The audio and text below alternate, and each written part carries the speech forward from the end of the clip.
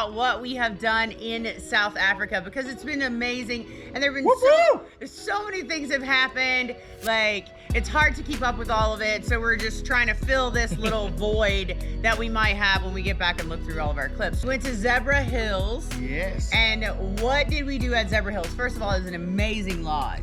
Beautiful lodge. So beautiful. And there was an Inyala there that came in and out of our rooms all the time. This is my friend. Hey, you can't eat that, girl. And then we wake up in the morning on our first adventure. We go on a game drive, which is basically where you ride in this really cool Toyota Land Rover cart and you go around and look for wildlife. First was giraffe. Hi guys! Oh my gosh! Look at you! What? Second was hornbill. Third was jackal. Zebra. Because it's Zebra Hills. Impala. Kudus and Inyala. Inyala. That's what it was. Yes, That's and Warthogs everywhere. And wildebeest. Wildebeest. Wildebeest. You saw wildebeests? Right when we hit the road, we see two gigantic lions. Yeah. Wild lions. One of them was all beat up, like he had some great stories, so we were calling him Scar. And then we went to the elephant. Yeah. So what was the name of the elephant place? The name of the place was Elephant Connection. And at Elephant Connections, we met Rambo and Rachel. Tell us about Rambo and Rachel. The whole day they walk through this reserve as free elephants, and then they come into interaction, so they've got some guys who walk with them, right? And the elephants will even protect the guys from lion and stuff like that. And then they'll go and boma at night in a place, and then they'll walk through this. So they live like free wild elephants, and then they come in, interact, and then go back out into the bush. Whoa! Just press the food right on the tongue. You also take the bowl, take the bowl. Take the bowl. Just right on the tongue.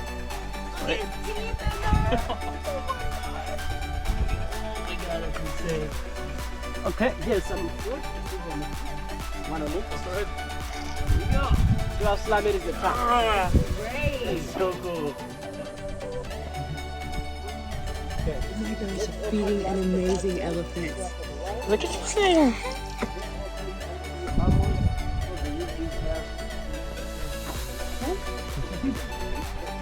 She's so pretty.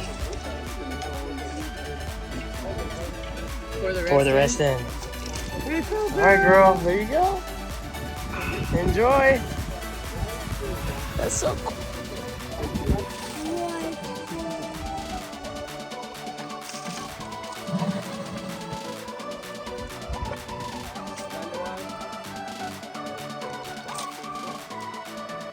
Oh my gosh. He's gone. Wow. That was 50 liters of water. Wow. We've done a lot with elephants, huh? Yeah, we have. Plenty. So the elephants. Inside then out. African initiation. I said to Wonder Boy, I need fresh elephant poo. And we found elephant poo coming right out the bum of an elephant, which is what I'm after. I'll be the token American. Okay, so you want to There go we first go. and Don't drop can't that walk whole this thing. over. Why? I'm going to squeeze it. Put your tongue out. Come in. Go Savannah! That's And then I did it. I didn't do well with this. And I almost vomited. I thought you didn't like smells. And Rex did it. And then like Danny was like a little bit of a sissy. And then what I did, I snuck some of it just on the side of the truck and we went up a hill for our drinks break. And then I said to Danny, if I had more poo here, Danny, would you do it? And he said, yeah. So I said, here's my poo! Here's my poo, Danny! A little late, but not never. Wait, how do you say it? Better late. Danny's gonna do it too. All right, now, Danny, I'd like to initiate you to Africa. I don't want to be Hurry, initiated. hurry, because the sun's going down. Swallow it. Okay, head back, tongue out, tongue out, tongue out. It's coming, it's coming. Oh!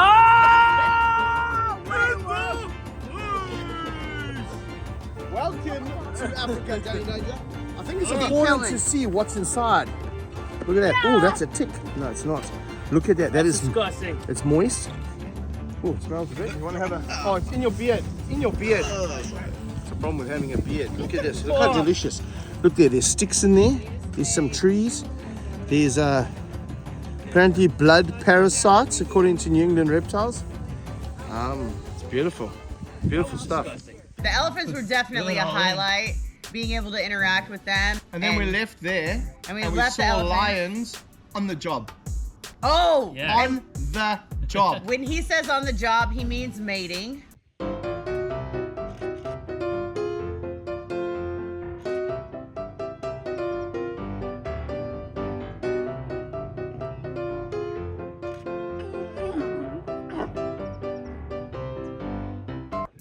So yeah, we saw lions on the job and they were together, and then we drove around more. And what else did we see that night? Oh, 7 we rhinos. saw like Whole bunch of 7 rhinos. rhino that, and 7 all white rhino. rhino. Yeah. Hey, Dingo, why is his tail curled up? Yeah, that's. He's showing us his anus. It's very similar. It's like when a man will moon people. That's what he's doing. He's like, look at my bumhole. We saw more lions. We almost drove over the one Yeah. lioness. And she got a little bit excited at one stage while we were sitting in the vehicle. We were like probably 4 foot, 5 foot, 6 foot off her.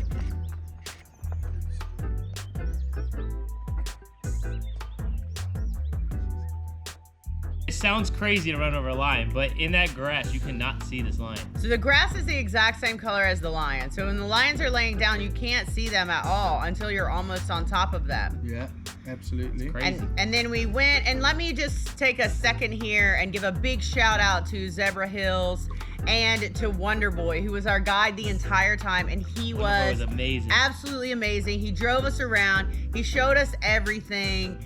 On the second morning, we went to Rhino. where? We're going to dehorn a rhino. What? We're going to dehorn a rhino. Do you do it all the time? Not all the time, but we always want people to help us because we need assistance for these animals. So we have 80% of the world's rhino population in South Africa. And every 8 hours a rhino is getting poached for its horn, right? Now its horn is like our fingernail, our toenail, your hair. It's just keratin, that's all it is. Right. And people think it's for medicinal use. The most effective way to stop people from poaching a rhino and taking its horn is to trim the horn every 18 months to 2 years. So we'll use the helicopter to manipulate the rhino into an area we can work with it. Very important that the ground crew gets to the animal as quickly as possible. They've got very big stomachs, and if they go to sleep or become immobilized on a slope and that gut pushes down onto their lungs, it compromises their breathing. This female who's clean, we're going to now notch 72. So it'll be a 40, a 20, and a 10, that'll be 70, and then we'll do a 2 notch on the right here. So, and then all the monitors, they just pick up their binocs and they can go, oh, that's number 72, they've seen that animal. And that's how we are able to monitor the population. When a poacher takes the horn, they cut under the nail bed and they cut the whole thing out with a bush knife, or a panga we call it. If a poacher is caught with horn, we can track that horn back to this reserve, this rhino, so you can prosecute people. And some people ask questions, what happens with the horn? It goes into a vault. Very few people in South Africa know where the vault is. It goes in there and it's stockpiled in there. So everything, you would have seen them writing on the horn. They give it a number, they give it like a weight, a measurement, all of that. That goes into the record so that there's no horn disappearing around the corner. You don't see it in documentaries like you used to about the rate at which rhinos are going down and being poached for their horns. Poaching in general, you don't hear about it anymore. Yeah, so it seems like, you know, the world has kind of moved forward from that, but this is a good reminder that, like, how many do you think get poached a year, probably? About 1,200 rhino in South Africa, and there's 20,000 left. Wow. So then they put another injection into the rhino, and that wakes the rhino back up. So we go back to the vehicles, we sit in the vehicles, we watch the rhino wake back up, and she goes along her merry way, and then she's fine as if nothing ever happened.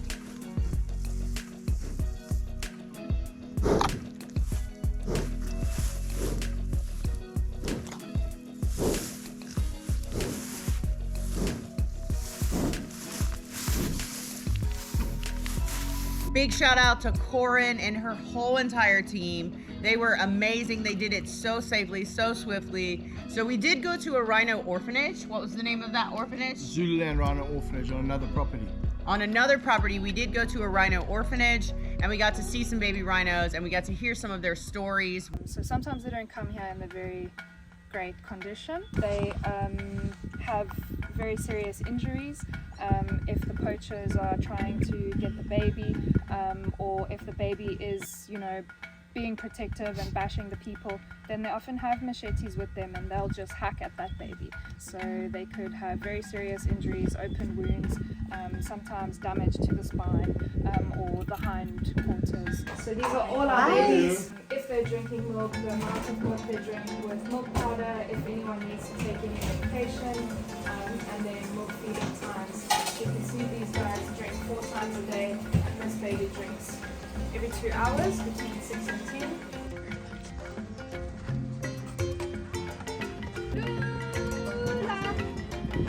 Oh, look at that little thing. Oh my gosh! Look at it. Look at her!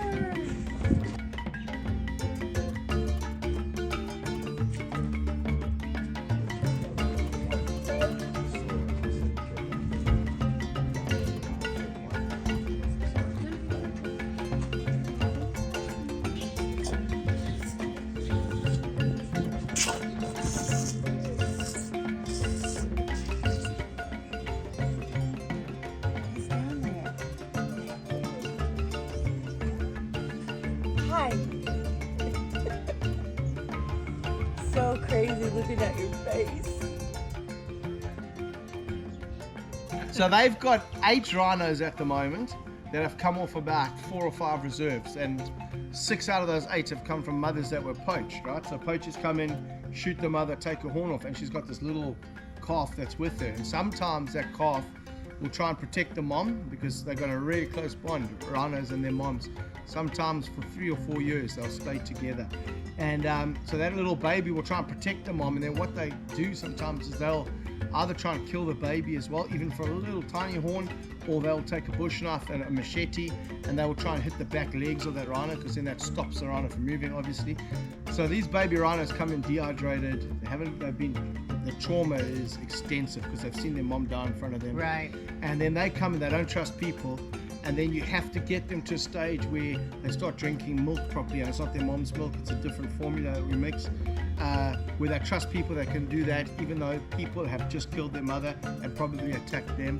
And for me, it's one of the most heart-wrenching parts of rhino conservation. And what I love to show you guys is so many people don't know how much effort goes into it, how much time, how much money, how much patience, how much heart goes into dehorning rhinos, into raising orphans, into saving them, the veterinary work, the helicopters. It's a whole project that takes up entire parts of people's lives, and it's really, really important to what we're doing here in Africa. And if we can't save them in Africa, they're not going to be saved anywhere else in the world. So that was probably, those 2 experiences with the rhinos were definitely heart-wrenching and beautiful, and we're so happy that Gatorland Global was able to come over here and be a part of that and see some other conservation work going on around the world. And that's all thanks to you guys watching this. So, you know, if you don't know, Gatorland Global is 100% funded by our social media revenue. So everyone watching this video, please click it, like it, share it, subscribe, because all of those dollars that are coming in from the ad revenue in this channel goes to the conservation of wildlife, not only in Florida, not only in Jamaica, Cuba, Venezuela, India coming up soon next year, all of the places that we're working already with the crocodiles. Now South Africa. Yeah. And it's just really great. And I appreciate the part where there were women at the top of their game. In every place that we went to, the women were in charge. It was really great to meet these sisters! These amazing women that are just in charge of these teams and just like kicking butt everywhere they go. So that was really refreshing for me, and I think I made some great friends along the way. And then you walk pangolin. We walked pangolin, the most trafficked animal in the world. The most trafficked mammal in the world, and you're walking it, and it's been rescued from poachers. You walk next to it, and it's eating ants and termites and all that stuff, like 3 or 4 hours in the bush. Yes. And people don't understand, when you're walking those animals, you could have a lion 30 foot away from you lying in the grass, you wouldn't know. You could have hyena, you could have leopard, rhino, elephant, you name it. They're all around it. Buffalo, we saw a lot of buffalo too. You have all these animals, dangerous animals, and the guys are walking these pangolin through that bush, and then they take it for a period of time, and then they release it, and they've released a whole bunch of pangolin on that reserve as well. And I think 4 of those pangolin they released have now had little offspring, Oh, yeah. which is rewilding the whole area for pangolin, which is the most trafficked mammal in the world. One of the mornings we were driving out to do some activity, I can't remember because we've done so many activities over here. We're going to hippos. Oh, yeah. the morning we were going to hippos, we're driving out and we're in a rush. We see a cheetah Yeah, just sitting in the road. straight in front of us, cheetah.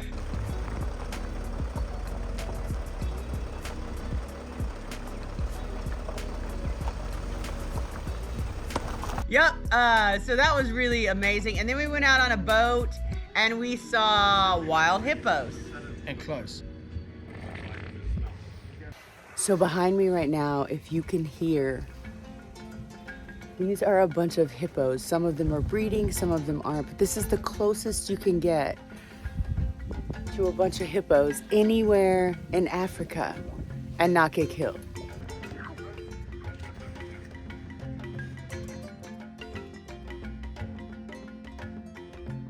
It's just been I don't think there's anything we haven't seen. We saw really. tortoises, we saw puff adder. Yep.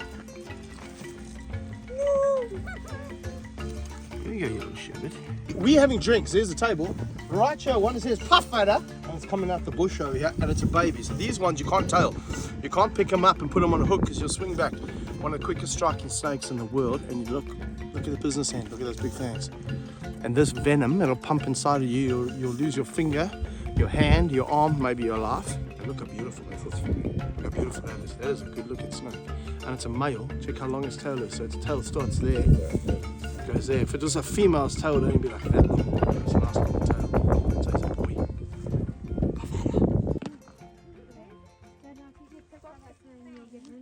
Brian Barczyk was supposed to be with us on this trip. Unfortunately, he couldn't make it due to some medical things that I'm sure if you know, you know.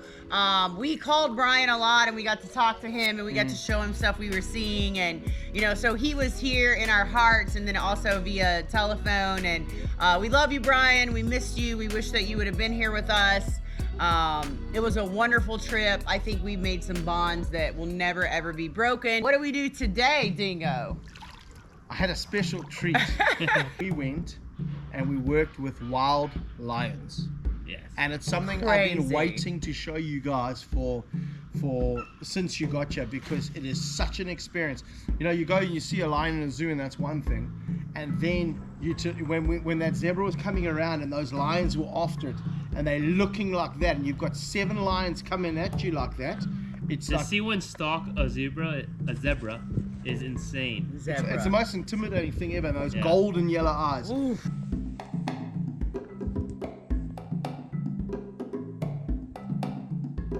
Like when they grabbed that zebra and dug their claws into the zebra, oh my gosh. And they got their front canines are like that as well. But what we did with these lionesses is we gave them contraceptives because it sounds ridiculous. So funny. It does sound ridiculous. So you might think, oh, you want them breeding and that, but the problem with apex predators like a lion is when you're on a reserve, you need to have a lot more of the prey items in the predators, right? And if your predator numbers increase too much, they're just gonna, like lions are destructive animals, they kill everything that they see. So you're not gonna have things like cheetah, you're not gonna have a whole bunch of other species because the lion population expands. Giraffes. They eat giraffes. They were Everything. telling us Everything. that today. They'll eat anything that moves, you know? Yeah, I because think the they- I pride think they gets said they so took big. They took down 14 cheetahs Yeah. not too long ago. Yeah. And cheetah, there are only 7,000 left in the world. Half of those are sterile, so that's a massive conservation thing we're trying to do. So you have to control your lion populations, and a female lion will cycle often, and she'll have 5-6 cubs at a time. So they can go from 4 lion to 20 lion just like that.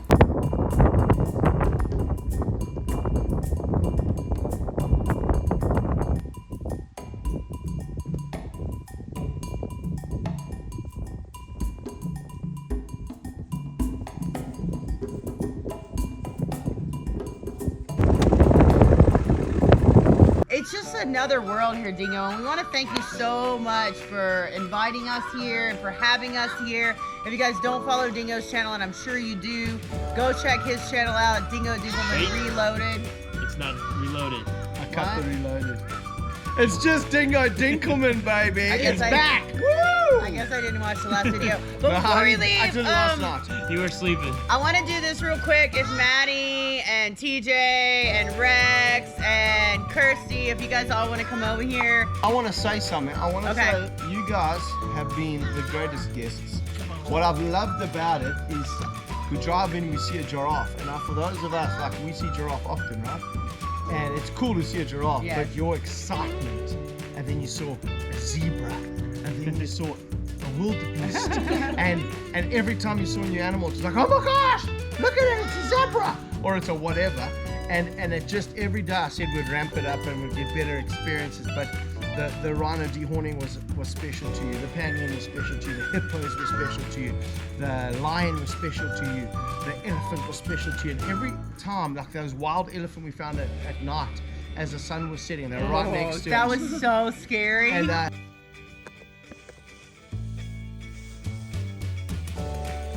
every time you guys had an experience, you were just like, this is the best ever, best trip of your life, I think. Yes, you might have told me. definitely. And it was, that was my hope, is to show you what an incredible continent we live on and the opportunities that we have here to make a difference in wildlife. And you guys, your help, your money that you put into it has dehorned a rhino, it's raised money for an orphanage, it's put money into pangolin stuff, into lion work, and it's all these animals. Normally, a lot of people don't reach and they don't end up helping out, and you guys directly have done it. So to Mark and Mike and these guys and the whole Gatorland crew, like, we love our friendship with you guys, and we are committed to you. We've got your backs, and you guys are welcome here anytime. I think it needs to be an annual trip to South Africa. Yes. I think so. An annual trip to South Africa, and we'll do a whole bunch of stuff every time you come. All right, Rex, do you want to say anything?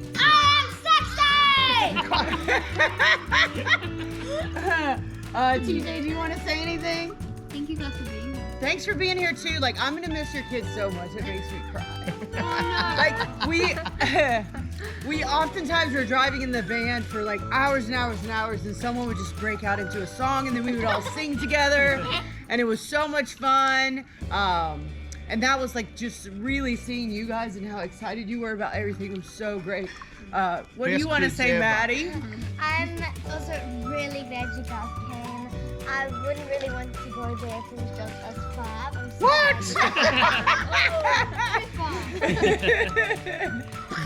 And Kirsty? We're gonna miss you guys. It's gonna be boring without you, and we've loved having you guys. And in our home too, that's been probably my favorite part. Secretly, they're probably like, okay, just a couple more days. Yeah, they're almost out of here. The children are waiting for their bedrooms back. So, if you enjoy this trip, drop us a comment below. Make sure you follow Dingo's channel. We didn't even talk about how I broke my toe within the first 3 hours You here. got knocked over by a crocodile. I got knocked out by Shaka. We're gonna try one more time. Okay. If you just give me your tail, Shaka. If you just like, let me have this.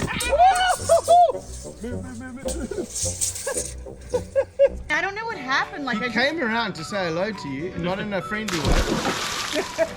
and then I just kind of sat there. Stay low, stay low. He's naked again. And then I just kind of sat there, right? And so, and then Shaka came after me. I don't know why I couldn't stand up. I think because my toe in that moment, now in retrospect. Big shout out to Kevin McCurley from Nerd for being here with us, who was absolutely wonderful. We all collectively learned so much from each other. Donnie, who filmed the whole thing for Nerd, absolutely wonderful. And just thank you to Dingo and your family for having us. And thank you to Mark McHugh, our CEO, boss man. We love you. Thank you for letting us come on this amazing journey. South Africa has been wonderful to us. Definitely, it showed off for us. And I think Mother Nature gives you all kinds of blessings when you do her work well. And I think we did her work well this weekend. Yeah. Woo!